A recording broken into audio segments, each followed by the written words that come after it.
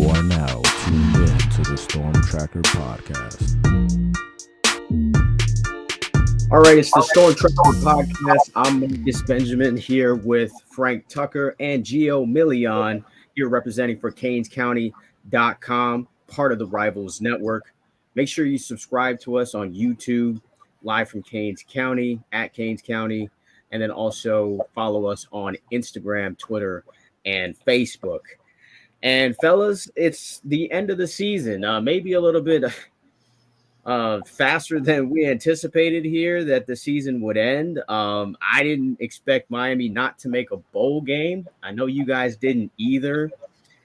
So just the performance on the field all season, not just in this last game, has been subpar, mediocre, insert whatever adjective you want there. But Miami loses 42-16 to Pittsburgh on senior day.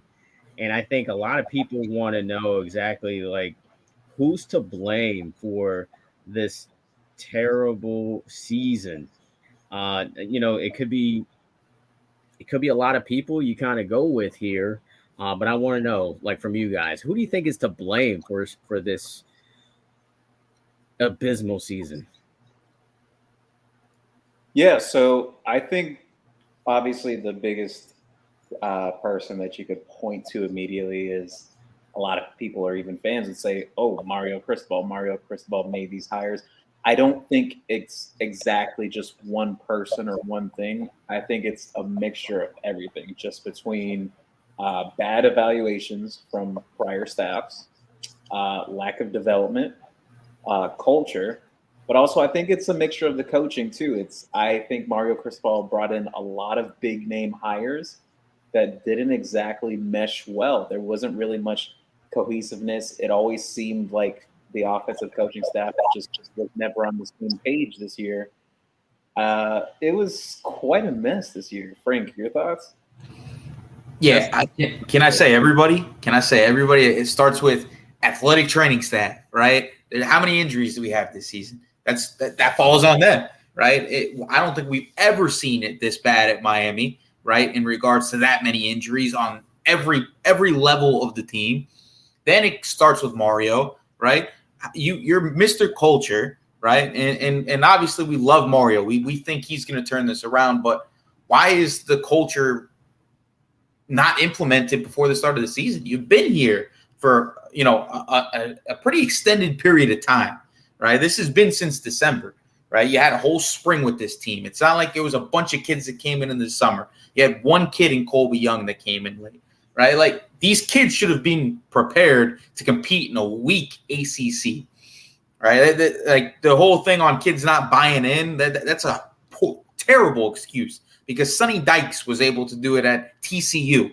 And we heard the horrible things that Gary Patterson was doing at TCU in regards to culture. So that's on Mario, right? And then you talk about the coordinators. The coordinators, I don't know what these guys were doing on a weekly basis because Gaddis, right, on 5 different games scores 16 points or less, right? Ponce has 3 different opportunities to work with a blue chip quarterback.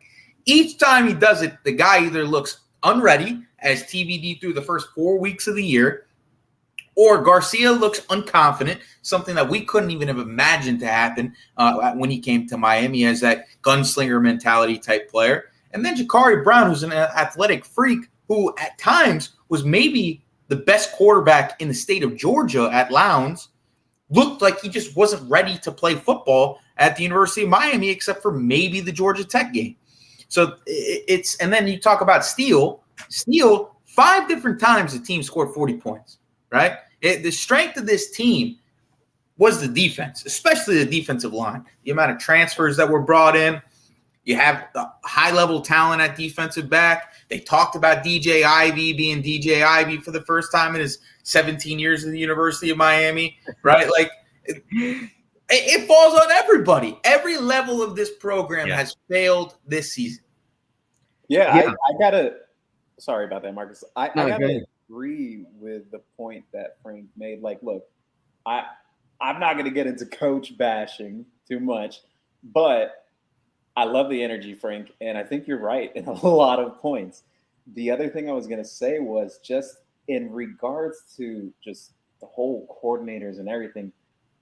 I don't want to lean towards favoring one side, but I don't think the offense really gave much for Coach Kevin Steele to work with. I mean, let's be honest, there was a lot of big chunk yardage plays given up throughout the season, which Coach Steele refuted at one point, and then some stats and facts were dropped, and he admitted to it.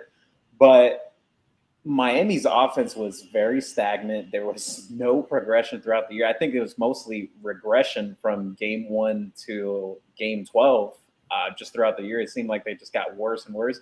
Could that have been the injuries? Maybe. I think it played a little part, but almost every team in the country deals with injuries too. Eventually, this is also why you got to build depth. Maybe Miami doesn't have the depth. There's a lot of questions, but I lean more towards the side that I feel like the offense kind of held the defense back a bit. And what I mean by that is look at the production of the defensive line this year. Top 10 in the nation in sacks. They're getting after the quarterback. So something's got to give.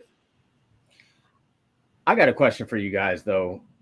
Who assesses the talent level on the team? Like, who does that? I think it's a mixture between Alonzo and Mario. So that's who I would blame. That's who I blame then. I'm sorry. I'm going to blame Alonzo and Mario for what has happened this season. Because if you looked up and down this roster and you thought that this would be good enough to get to a bowl game, then that's your bad. Then that is your fault. It's your responsibility to really assess where you are and who to hire. Now, I think maybe some of these hires were extremely questionable, and the schemes didn't work in a lot of these games. So for me, you got to go up top, and I got to blame Mario for not properly assessing this team at the beginning of the season.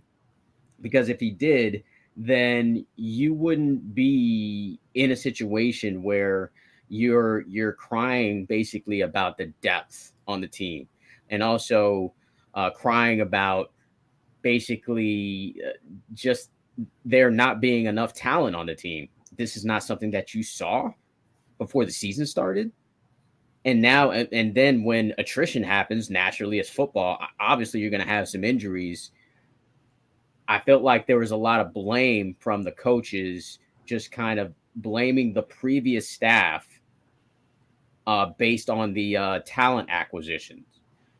Like they would blame, hey, this is not really us. If we had a program that was already built up, then this wouldn't happen. That's the message that I'm getting from the coaches. And I think that's a lame excuse, because you had the entire year, you had spring, you had fall camp to really assess this program. If you saw this, I mean, they were kind of decimated with injuries in spring.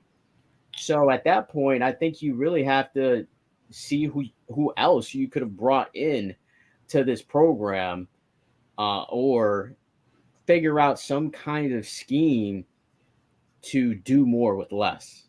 Well, there's 2 points that I want to add on there to this subject.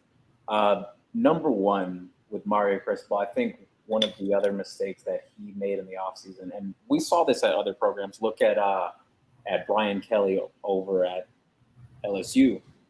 He booted off a lot of players off that roster. He brought in more of his own guys.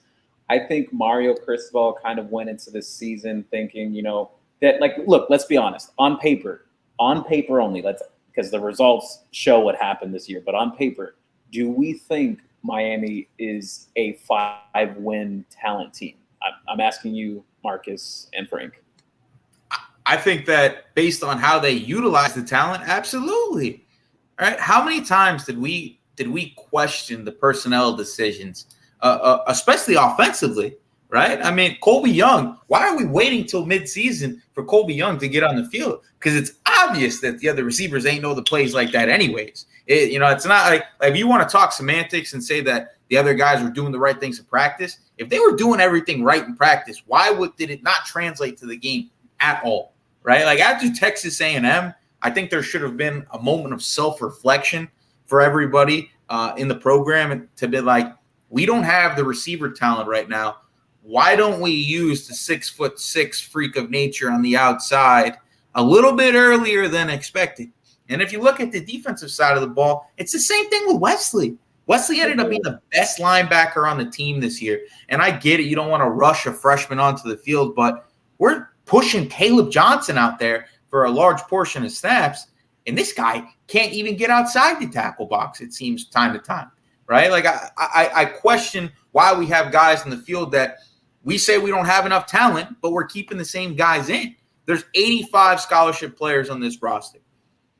You have to move things around in some way, shape, or form to figure out what you have, right? We do it at quarterback. We did it at running back. I mean, we're even putting Lucius Stanley in there, but then we're not seeing the full rotation of everybody at certain spots, and it's super confusing to me. I know Avante Williams has his issues off the field, and there's been questions about maturity, but we don't see him. Gilbert Frierson, they talk about him being a potential coach on the field, right? We don't see him, right? Darryl Porter, they go after him in the portal. He's a main target guy. We hear all the numbers that he's getting NIL-wise. We're getting smoked defensively at defensive back. We don't see him, right? It's one thing after the other with these guys. Nigel Kelly, right? Like, we're not getting a pass rush, right? Like, I mean, there was moments in the game on Saturday where we couldn't get to the quarterback. In the first half, I don't think we had a sack, right? But You're not – like, we don't even see Cyrus Moss, right? You can't put him on the field on third down. You don't have to ask him to set the edge on 3rd and 12, right? More Nigel Kelly. We're not seeing that. So my question is, it's not is the talent 5 and 7. It's how they utilize the talent is 5 and 7. Marcus? Yeah, I mean, I think the talent on paper should be better than 5 and 7. When you look up and down, the roster, they should be 5 and 7. I mean, if I were to play devil's advocate, I would say that they thought that these players weren't ready. I mean, that's the obvious answer, right? The only reason why they didn't put Wesley and Nigel Lee, true freshmen, is because they felt like they weren't ready, or they weren't. They did not want to trust them in game situations.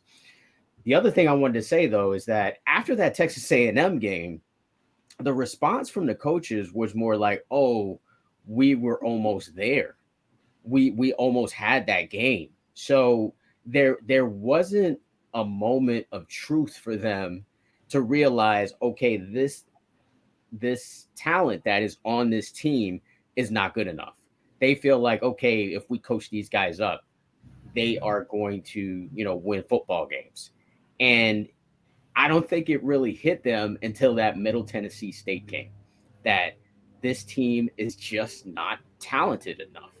Because if they felt that way, and they saw it, go back to my earlier point, if they knew that the talent wasn't good enough, then they would have made the changes way earlier. And then when they finally did make changes, Tyler Van Dyke gets hurt, and then, we all know how the story went from there. Yeah, I agree with you. On that first point that I made right before I asked you guys, I think one of the mistakes was that Mario Cristobal may have put a little too much trust or confidence in the fact that, he tried to give some of these players a chance, and some of them folded, some of them rised up to the top. The second point that I was going to bring up is,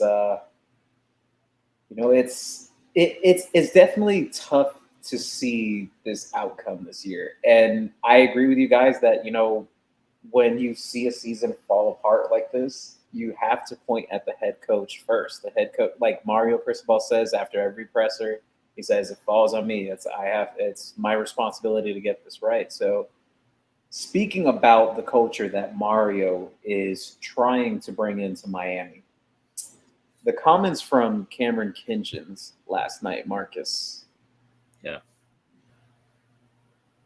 Yeah. His comments were pretty clear and direct. We're basically saying what Cristobal said earlier. If I could say this in Florida terms or Florida jargon, is like, come get your jit, man. Like, come pick up your kid if you're not happy about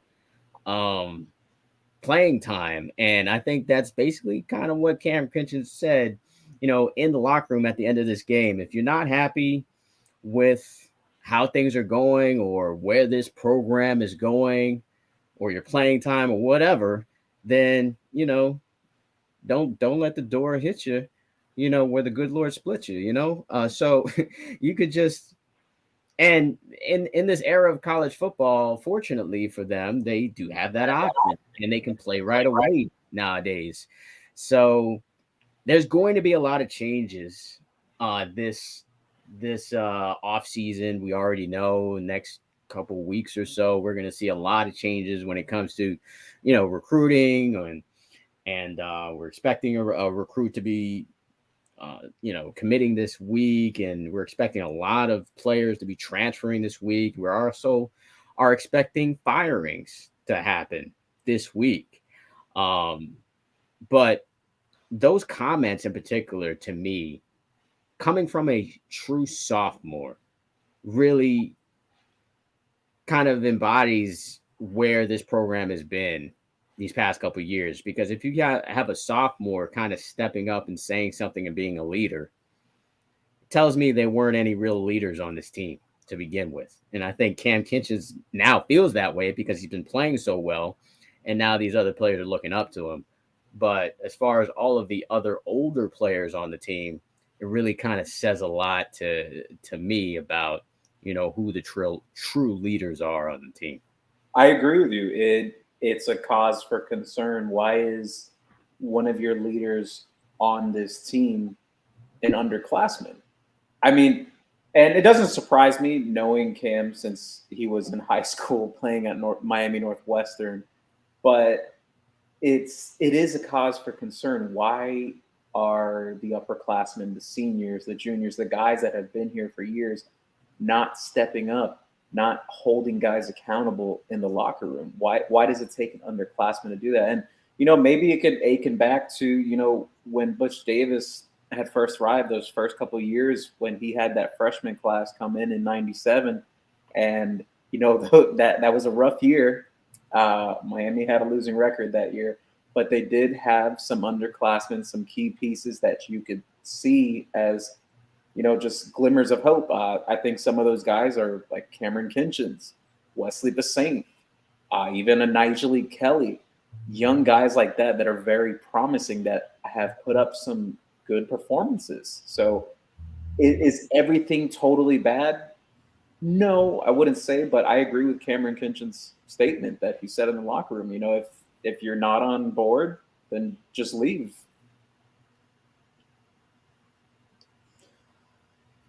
Frank?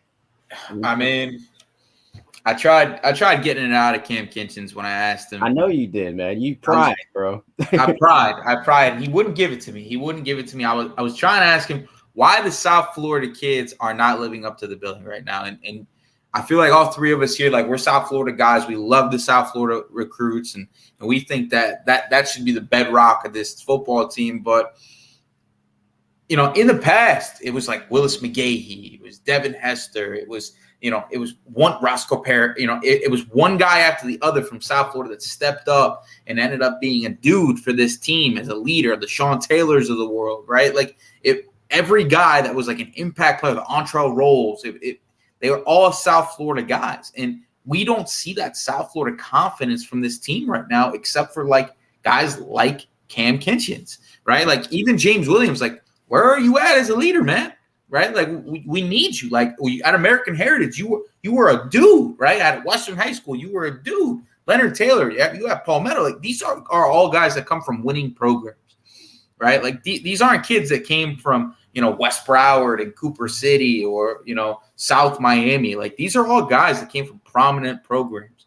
Like you know what it takes to win. You've been around winning, and we're not seeing the same energy from these guys. It's like the NIL age of football has almost like made it so that this is just like a 9 to 5 for them, and that's the part that's concerning for me because like the Al Blades of the world, like I need you to be more of a leader, right? Like this was a time for you to potentially shine. Right, you're a year coming back healthy, right? The defensive backs aren't living up to the billing, and you're nowhere to be heard from, right? DJ Ivy, like we love to see the emotion in the press conference, but I don't think I saw much emotion except for when he got opportunistic interceptions throughout the year, right? Like nobody was holding anybody accountable. Like you didn't see nobody getting into anybody's face on the sidelines of games. It was just like we're existing. And I think that's the biggest problem. That's the thing that's the most alarming to me is that there's really not that accountability. And it's great to see Cam Kinchins do it, but you can't just have one guy be that voice of reason in the program. There has to be a core collective that can come out and bring that out of everybody. And right now, 1 of 85 is not the answer. Is the South Florida kid overrated? I don't think so because we see some of the top South Florida kids leave the state of Florida and go on and produce for SEC programs. I think it's a mixture of I personally think I still think Miami gets some of the top guys, but some of them that slip through the cracks, they produce elsewhere. I think it's a mixture of distractions. It's a mixture of bad coaching before. But the other thing is I think sometimes Miami gets some of the scraps that other schools don't want. Yeah. I think when are we going to see a staff come in and grab the top 5 guys from South Florida in one class, right? Like this class, right? Love Mario in recruiting. Think he does an excellent job. We're seeing Brandon Ennis go away, right? We're seeing Mark Fletcher not committed to Miami right now. We're seeing him talk to University of Florida. Why are you talking to the University of Florida? They are 6-6 away from home. NIL opportunities are here, right? Opportunities to play at running back are here, right? Like we're Damari Brown not committed. He takes a visit to Alabama this past weekend, right? He's a legacy kid, Ruben right? One of the best cornerbacks we've seen down here in years. Part of that American heritage, tree. Damian Fagan, another kid. We have no safety prospects, right? We can't get any of the top 3 safeties in South Florida to flip to go to Miami. Right? Now, whether that's evaluation and they are not a fan or what, but like if you just look at every spot, it's Miami's not really getting the top guys. Stanquan Clark, the number 1 linebacker in South Florida, they're recruiting him. He's committed to Louisville and he's looking at Auburn. No head coach. Let's be real, bro. It's because they suck on the football field. If they didn't suck so bad, these kids would come. But right? But the staff has to be able to put belief in that, right? Because Saban was coming down here at the beginning of his tenure and grabbing guys, right? Like there were huge, and listen, I think 2023 is a building block class, right? I think that they're going in the right direction. But 2024 is going to be a huge fork in the road for me in regards to the type of South Florida kids that they get. If you miss out on Jeremiah Smith, if you miss out on Josiah Trader, if you miss out on Davion Gowes, if you miss out on Zaquan Patterson, if you miss out on all these kids that are top-level recruits that we've seen ball, right, and are talking about Alabama, Ohio State, and Georgia, right, then that's the problem is going to continue. The cycle continues to go the direction that it is. Speaking about that, just about that 2024 class, I've had this sentiment for some time now that I think Miami will have a pretty good chance at possibly getting a top 5 class, this 2023 class. I think, most coaches get this class. You think it could be top 5? Yes, I still believe they have the possibility to find their way in the top 5. I don't think top 3, but I could see them making the top 5. Possibly. My thing is, a lot of first-year coaches, they get that first buffer year, where you get that first-year recruiting bump. Kids will buy into the vision. They'll say, okay, it's the first year, new staff, everyone's coming in. Obviously, it's not going to be perfect, even though we've seen different scenarios around the country. TCU, for example, like Frank brought up earlier. But my concern is with that 2024 class next year, for sure. You had this product on the field this year. What happens next year if you don't produce on the field? Will you produce the same results in recruiting in 2024 as you did in 2023? I don't think so. I don't think it'll repeat again if you repeat the same type of season. Yeah, I mean, I agree. I mean, when you're rattling those names, I'm thinking if I had to guess right now, who knows, right? Anything can happen. I would say Jeremiah Smith goes to Ohio State. I would say Davion Goss goes to somewhere else. I'm not sure where. I say Zaquan Patterson probably goes to Georgia, and I say they probably get JoJo, which is probably it's pretty much kind of what Miami recruiting has kind of been. Like they get 1 out of 5 of the kind of the top guys. I think that's kind of their hit rate. And once they produce on the field is the only way it's going to change. I mean, I understand Cristobal is a great recruiter, and he is. The fact that he's got a top 10 class right now with a team not even making a bowl game is a remarkable feat in itself. So, and you have no signature wins this season either. No, like you have no wins that you could be like, hey, we won this game, and you can hang your hat on this one game. Like Texas A&M is the other program that's not performing on the field, but still has a top 25 class. But they can hang their hat on that LSU win now. Like, oh, see, we beat LSU. We're on the right track here. Miami doesn't have one signature win on the schedule. Like Georgia Tech, that's your best win. Your best win is against Georgia Tech, a team that's not making a bowl game. So yeah, to me, I think it all depends on what they do on the field. I think, yeah, you can get a top 10 class, it seems like, but like you guys said, if they don't perform in 2023, that 2024 class is not going to be a top 10 class. Yeah, I think the biggest thing for me was like I talked to Brandon after his playoff win against Gibbons, right? And the one thing that he said that really stood out to me, and he sounded super definitive about his decision. We put that article out there, was he just wanted to see more, right? Like that's super alarming, right? Like there's like he wasn't looking at the future of it, right? Like he wasn't looking at the buy-in, he wasn't looking at where his other teams were going. He's like, I got to make a decision. I didn't see enough. Right. And that's a kid that's going to be, yeah. And that's going to be a kid that's going to be influential to those kids in that 2024 class as well.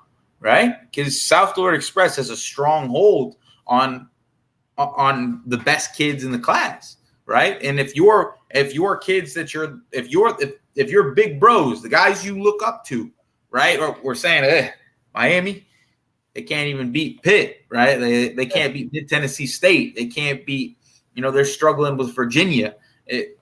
How are you gonna be able to pull that off? Because Mario can give the used car salesman approach, 900 times to kids, right? And you can text kids at 4:30 in the morning every day, and that's great. And kids love that, and they see the effort, right? But it's like if you're talking to a girl, right, and you're putting in a lot of effort, but you make minimum wage, right? And you live in the projects. The dude that only gives her a little bit of attention, might lose that category on you, but you got everything else, right? You ain't getting the girl. You ain't gonna get the girl. That is the perfect analogy, bro. Like there's levels. There's levels to it, There's levels to this, right? So you have to get to the stage where you're at competitive nature, right? Like at least with Manny, right? Mario was able to make the argument. Listen, you saw they were competitive with Manny Diaz. They went 7-5, right, in the regular season or something like that, right? And they were still competitive in a number of those games, right? Like you lose to Florida State close, right? Like you can say like we're almost there. We're almost there. This year, you can't say we're almost there because Texas A&M, you can't even look at that game and be like, hey, listen, we were close against one of the top 25 teams in the country. They were horrible this year outside of a win against LSU. Right. So you're saying we're not close to Clemson right now. We're not close to Pitt right now, who is not overwhelmingly talented. They take the scraps of Miami scraps, and you're not really that much better than you're overtime better than Virginia, who, come on, Virginia Tech is about to fire. Looks like they might fire their coach after a 2-year bid. You're not there yet. You're not there. You got to get to 8 to 9 wins for this to work. And I'm super worried about the future of recruiting. I think that this class, like Gio said, is probably going to be around that top 5 range because I still think that they get Samson Okunlola, and that's going to be a huge building block of the class, right? Like, it's star-studded. We're not going to sugarcoat it. It's star-studded, not from a South Florida perspective, but they did a great job of recruiting nationally and getting kids to buy in. We saw Frankie last night, and he was still beaming ear to ear. If he could enroll early, he would, but he can't because he's at a Catholic school that it doesn't allow that. So, and they've done an excellent job of keeping things together. They got to take that next step next year. So there's got to either be an influx of 40 really good players, right? Some changes on that offensive staff. Some self-reflection defensively on what they're going to be able to do in coverage, maybe, moving some guys around, maybe putting DVD at that cornerback's coach spot, something along those lines so that this can get better. But they have to win at least 8-9 games next year to have a chance at rebuilding this program the way that they want to. So speaking about this current class, and there's something I want to mention here. It's just the similarities I see compared to that first year when Randy Shannon arrived at Miami, that infamous 2008 recruiting class that Miami Hurricanes fans always talk about, Arthur Brown, Marcus Forston, some 5-star guys that were in that class. You had guys like Sean Spence, Travis Benjamin, Ja'Cory Harris, a lot of big name guys around the country in that respective class. Just unfortunately, Arthur Brown ended up transferring out, becoming an All-American at Kansas State. But there was a bit of success, and there was quite some disappointments in that class. So it's kind of strange seeing it all together now because Miami goes 5-7 this year. Randy Shannon went 5-7 that first year. He had that first year recruiting bump, big top 5 class. Miami is looking like they could potentially close the top 5 class this year with Mario. Do we think this recruiting class holds up? Yeah, it's really eerily similar to that era. Hopefully it doesn't play out the same way, but I do think this class does hold up, and because I think it would have fell apart already. If it was going to fall apart, I think it would have already fallen apart. You see that, Jaden Rashada decided to go elsewhere. I think during that time when he did, which was like a month ago, I think we would have saw more dominoes fall if they were actually going to fall, or even earlier when they were losing to Duke and Middle Tennessee State. You would think that they would fall during that time, like previous recruiting classes. But since that hasn't happened, and you've kind of seen a buy-in with these kids through social media, I mean, even after this game, you see Robbie posting on social media, just kind of staying, stay with us or without us type of attitude. And Ray, same way. You just talked about Frankie. So I think this class does hold up. I don't see any reason why it wouldn't hold up. I mean, there's always a possibility of a kid decommitting, but I think the opportunity for these kids to play right away is a big selling point. Cormani can essentially play right away. Malik Bryant can essentially play right away. And some of these guys I'm going to almost bet that one of these guys is going to end up being a starter. One of these guys on the offensive line is going to be possibly a starter next season. So at some point, because, injuries happen. So I think that is a big selling point for these kids. And I think another way that Mario Cristobal and his staff are probably selling this is hey, look at our track record with Oregon. Look what Oregon is doing, or look how many wins that they produced, or how many NFL draft picks that they produced over at Oregon and these previous places. I think they're basing it on that, or basing their reputation on that, and I think that's what these kids are buying.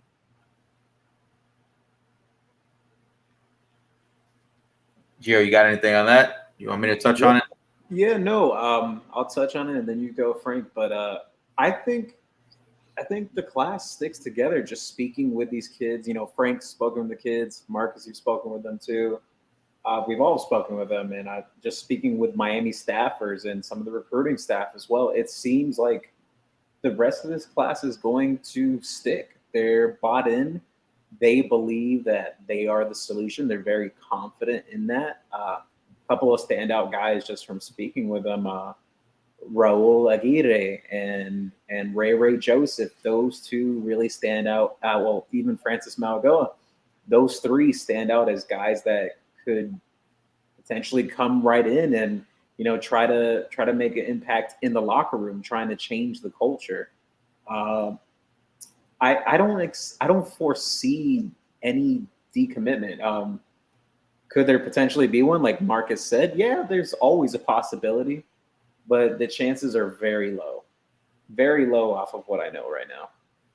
Yeah, I don't think there's going to be any decommitments, right? Like Malik Bryant, like I was a little worried when you heard some of the Florida rumors, just because that's where I thought he was originally going to go when the season went before he committed to Miami. At one point he's been throwing up the U during games and stuff like that. Kids are turning down visits to other schools. So I don't think that they're going to lose any kids. I think that I'm a little weary on some of the kids that are supposed to be ending up in this class, right? Like I think Damari Brown is still a Miami lean, but if Bama wants to make a push, that could cause some problems there, right? If Ohio State wants to get back into the Mark Fletcher race, right? We've seen some of his comments, with his conversations with Ryan Wright and stuff like that, and us. NIL is going to be a factor in his decision, right? So it's not all lock it in top 5 for us right now. I think it's lock it in top 10. I think they end up with Samson Okunlola, like I said, but I think they still got to round out this class. We're talking about them potentially bringing in 40-plus guys this offseason. 25 of that should be coming from the high school ranks, because you got to build this over 3 to 4 years. You don't want to be doing the Manny Diaz thing where you're yearly relying on, big-time guys from the transfer portal. At a certain point, you want it to be just, 1 or 2 big-time acquisitions in the transfer portal, and you have 3 to 4 year guys in your program that are the core of this team. So, I'm a little worried about the potential 6 guys that they're supposed to be getting in this class compared to the 19 currently committed. Yeah, I hear you 100% on that. I'm worried about a lot of those guys as well. But let's kind of move on here. I did want to also kind of touch on just what we're hearing this week, because this is kind of like, tomorrow's like doomsday, right? It's like Black Monday, and there's potentially a lot of things that are going to be happening as far as transfers, firings, and just a lot of movement all around. Without giving away too much, guys, I'm gonna just kind of mention something that I've been hearing, that a certain analyst that's close to home, I'll just say, won't be returning with the team. So that's what I'm hearing with Miami. A lot of other things are speculation out there, or hearsay. But what are some of the things that you guys are expecting to happen this week? Well, there will be multiple departures this week via the transfer portal. We are aware of some of those names. Canes fans, we are ready and prepared. to fire off those articles when they go public. The other thing is there's going to be offensive staff changes. I have been informed of that. Spoke with a source just today, actually. And the other thing of notice, Miami will be getting a commitment this week, apparently. Okay. Yeah, I think we're gonna lose. I think we're gonna lose a lot. A number of South Florida kids that are in this program that aren't playing still too. We're gonna see some names that kind of picked it up towards the end of the year that I think are still gonna end up leaving this program. They're gonna probably try to keep those guys, but I still think we're gonna see a mass exodus of kids that just aren't buying into what Mario and them are selling. And I think some of them are gonna be some impact players. And with all that being said, what areas on the team do you think when all the dust settles, right? Do you think Miami what areas do you think Miami should start to look as far as like position wise, coaching? Like what are the areas where you think they should go in the transfer portal or go into the JUCO ranks for, or start plucking coaches from different teams from? What areas do you guys think?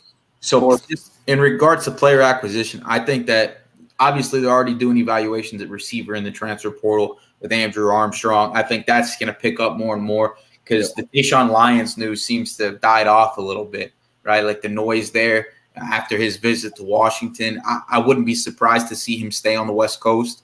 And it doesn't look like the Brandon Ennis's, the Carnell Tates, the Jurion Dickies, like the Andy Jeans are ending up falling into Miami's hands. So I think that they're going to be looking at the transfer portal heavy for outside talent at receiver.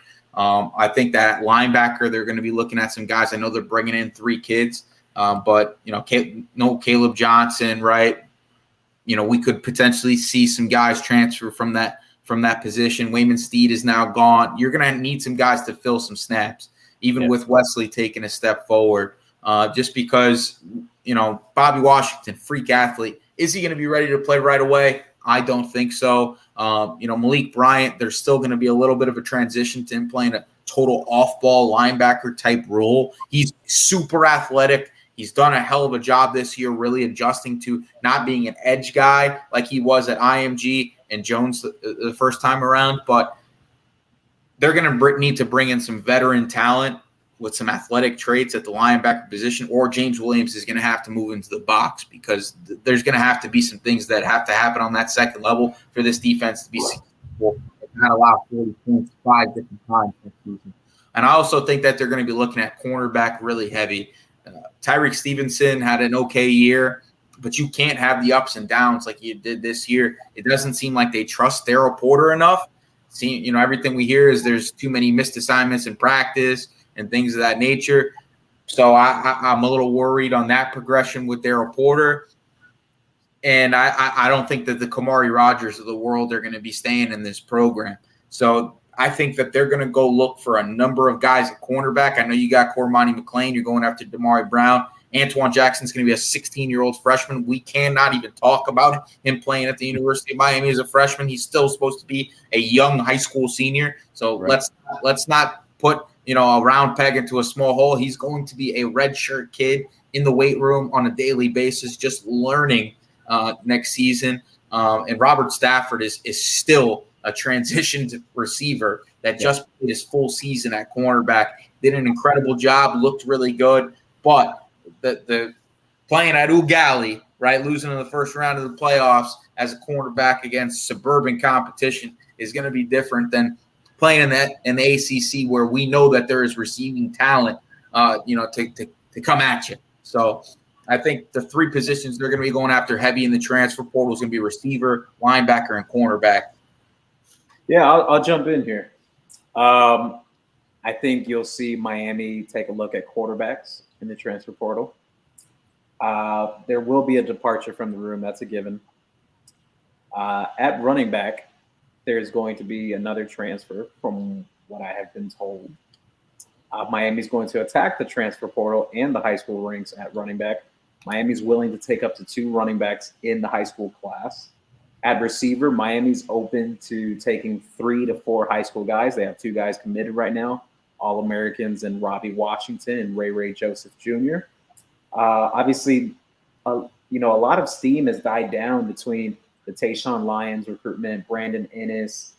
They're still hanging in there with Micah Mays, but he's still locked in with Wake Forest as it stands.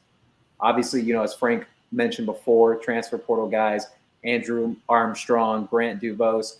I expect them to pick it up even more in the upcoming days with a couple of other receivers in the transfer portal. There's some guys that are going to be hopping in there. Seven McGee will also be out there as well. That's one to keep an eye on in the transfer portal for Miami. And offensive line.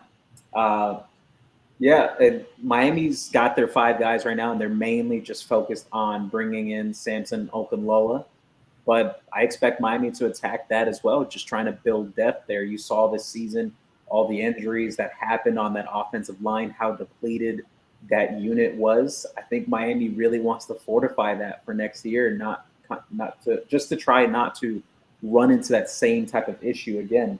Then you move over to the defensive side of the ball. It would not shock me at all to see Miami attack for defensive tackles. There's no defensive tackle commitments right now in Miami's 2023 recruiting class. They're going after guys like Xavier McLeod, Sam Green, Joshua Horton. But, with Xavier McLeod, South Carolina commit, you got to wonder, with South Carolina coming off those 2 big wins against Tennessee, and then I'm drawing a blank here. What was that other win that they just had just recently? That was it was another big program when they had Clemson, yeah. So you have to wonder, does Miami still have that traction with Xavier McLeod in the interior line? So I expect Miami to attack that transfer portal as a defensive tackle, very similar to last year.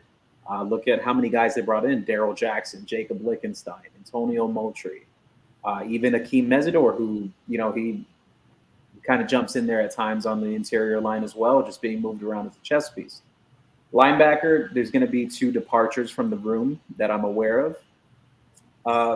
You're bringing in 3 guys. They're looking to bring in 1 more linebacker from the high school ranks. They're still talking to Anthony Hill. They're still talking to Stanquan Clark. And look, I'll drop a surprise name in here many people might not be aware of. Miami still has been in contact with Troy Bowles from Tampa Jesuit, committed to Georgia, actually. Surprise there. But I don't think Miami really gets in that one, but they've stayed in contact. And like Frank mentioned, cornerback, there's going to be quite some departures in that cornerback room. Miami is looking to totally reshuffle that position group. They're not happy with performance. They're not happy with what they have there. They want to shake up the room. So how much better can you do that by the high school ranks? They're still in it with Jakeem Jackson. Transfer portal guys, they're going to be attacking that too. So, and then the last position you got, safety. Miami's got Caleb Spencer in the class. That's only 1 safety in the class. You're going to have multiple departures in the safety room. You've already had 2, even though both didn't really play much in Kashawn Washington and Jalen Harrell. But what? There's been a lot of rumors circulating around about Avonte Williams transferring. Maybe even Brian Balaam could look for greener pastures. He didn't really get a shot this year to get on the defensive side of the ball. So I expect Miami to attack the transfer portal heavily, but the main positions, like Frank brought up, wide receiver, cornerback, linebacker, offensive line. Those are the main 4. Yeah, for me, no position is safe, bro. No position is safe. I mean, I think Miami needs help at every position. I think you need depth at every position. We saw how depleted the offensive line was because of a lack of depth. We saw how depleted the wide receiver room was, the running back room. And we always needed talent or more talent at the linebacker position. And with DJ Ivy and possibly Tyreek Stevenson, moving on, we're definitely going to need some help at cornerback. And totally agree with what you said at safety. I think the only position that you probably don't have to look for talent is tight end. That's probably it really kind of depends on if someone departs from that room. I'm expecting at least one to depart from that room. But even with that departure, I think you're okay with three guys that you have committed to the class, along with Arroyo, and Brantley and Skinner, likely to return. Well, we'll see. But the most important for me is quarterback, though. I think that is a position that you are going to have to get another guy. You're going to have to get one more guy out there because I believe Peyton Matocha is on his 17th year of eligibility, and I think he's going to be gone, right? And then but your top two guys, there's no guarantee that they're coming back. There's been a lot of rumors about both of those guys possibly going elsewhere, maybe trying their hand at the league. But either way, you need to find a guy in the transfer portal or JUCO, rather the transfer portal though, at quarterback. It's the most important position on the field, and we saw how Miami suffered with a lack of a passing game, and I think that's the most important position, to be honest, because from what we're hearing, that could be a very depleted room very soon. So I think they definitely need to hit the transfer portal at quarterback. And speaking of that, I mean, the fact that they even played TVD in this game where he wasn't even 100%, to me is kind of telling. I felt like, was this supposed to be his swan song? Was that what it was supposed to be? Because if this indeed is a quarterback that you want to keep for the future, then why risk him in a game where he wasn't 100%? I understand you were trying to make a bowl game or whatnot, but given the fact that he played means that he took away reps during the week from, Jake Garcia and Jakari Brown. So yeah. I just don't understand if he's not 100%. And of course, Cristobal is going to say, yeah, he was 100%. He went through, a gazillion tests to be cleared for this game.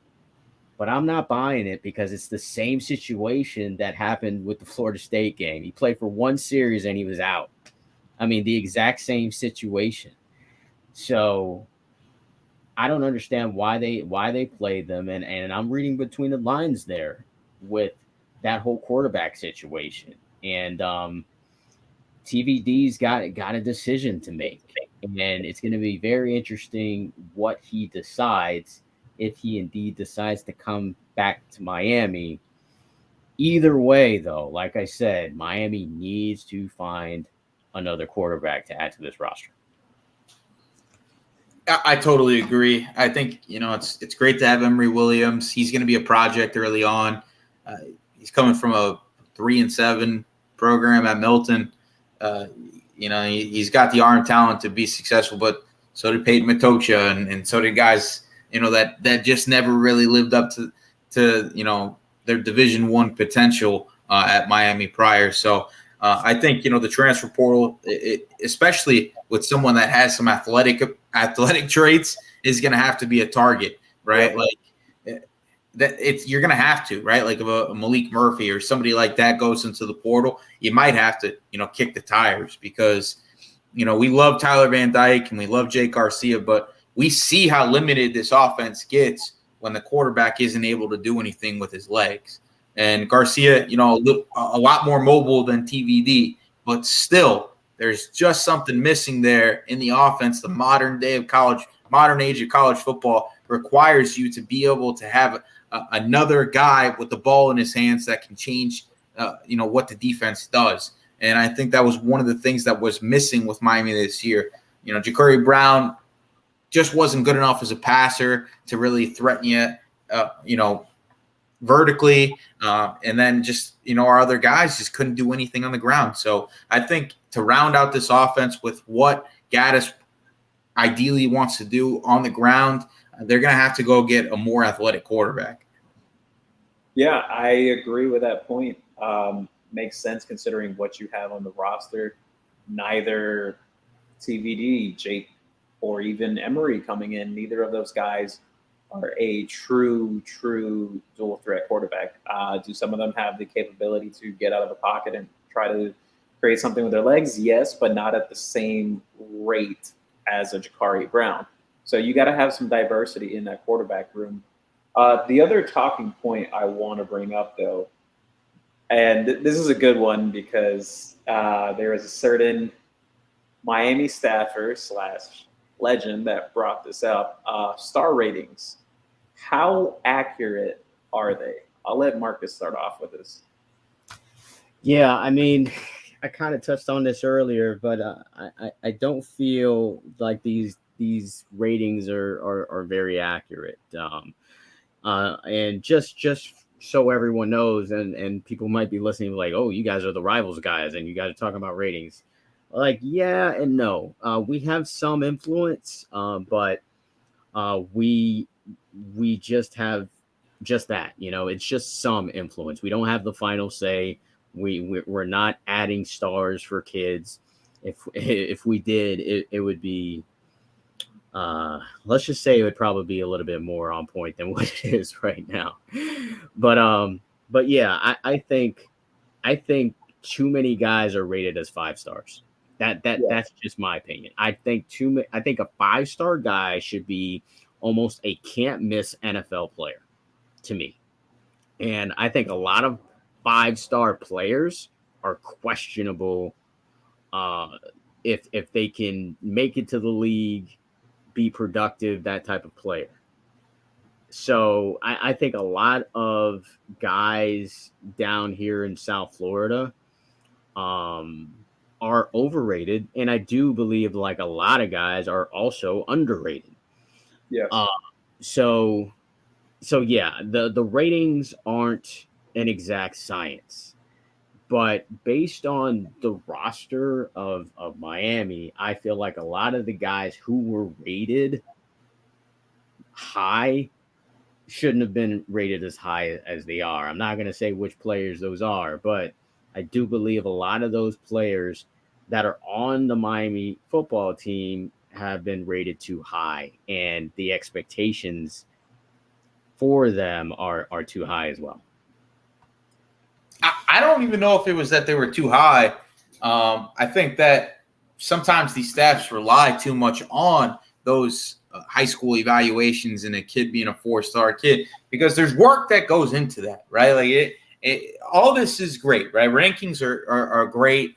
You win signing day based on your team's ranking, and you can build off that, right? It builds excitement, but it's just a projection.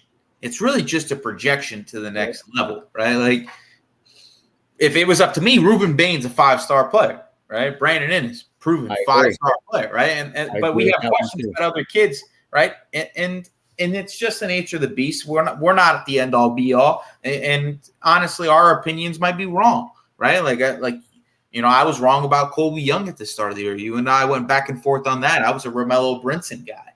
So last night though. He finally had his moment in the sun. He was 8-yard bomb. But it's I think the staff can't rely and think that just because a guy is a 4 or 5-star player, they're going to come in and be an automatic early impact guy. There's got to be that development that comes in behind it, and that's, I think, where the Alabamas and the Ohio States and the Georgias and Clemsons have really thrived, is that when those 4 and 5-star guys come in, sometimes they're not always playing right away, right? There's an incubation period, and we haven't really seen that incubation period for a lot of our guys, right? Where it's just where if they come in and they're not an automatic impact player, we kind of just toss them to the side, right? Like you didn't reach expectations, you're a bust, right? And it's great to have guys like James Williams and Cam Kinchins and people and those group of players like Wesley Besaints and the Leonard Taylors that come in and do it as a freshman. But sometimes you got to keep those guys and keep building them, because when they're sophomores, late in their sophomore year, right, or a redshirt sophomore year or a junior year, those could be your impact players on the team. And Xavier Restrepo is a good example of that. He wasn't a guy that lit it up at the beginning of his career. He was a 4-star receiver on this team, and this was the first time we've really seen him be an impact player on the Miami Hurricanes. But those guys have the potential to be building block players of the program. And I think that, we look at the recruiting process and we look at rankings and we're like, oh, you had 5 stars. That means you should be good next season. That's not what it means. You still have to have the staff in place that can turn those kids into those 5-star players. And I don't think that Miami has had that in a very long time. I absolutely love Frank's point. Like, you literally took it off the tip of my tongue, what I was going to say. And a lot of it goes into development, that incubation period you're speaking about as well. Allowing those guys to develop, get in the weight room, spend time in the film room, learning the scheme, just learning technique over the course of some years. And you see this at other programs. Yeah, Alabama and Georgia, they have maybe a select few kids that are freshmen or sophomores that get on the field right away, but not all those guys are on the field right away. Some of those guys, they sit for a year, 2 years, 3 years before they really get to hit the field. And at Miami, it's kind of different. You kind of have between fan expectations, seeing a 5-star or a high 4-star saying, oh yeah, he's got to jump in the lineup next year and make an impact. He's going to help us win next year. I don't think that should always be the case, but unfortunately that has been the case at Miami. In regards to the star rating, though, like Frank said, and even you said too, Marcus, a lot of it is projection. It depends on what recruiting industry database you're looking at among the big four. But, some it's varied on NFL projections. Some is earliest impact they could make in college. It's all different depending the database you're looking at. So it's never an exact science. A lot of it is just projection. So, like, I agree with you. Like, in terms as a player, yeah, I think Ruben Bain is a 5-star player. Does he have 5-star measurables?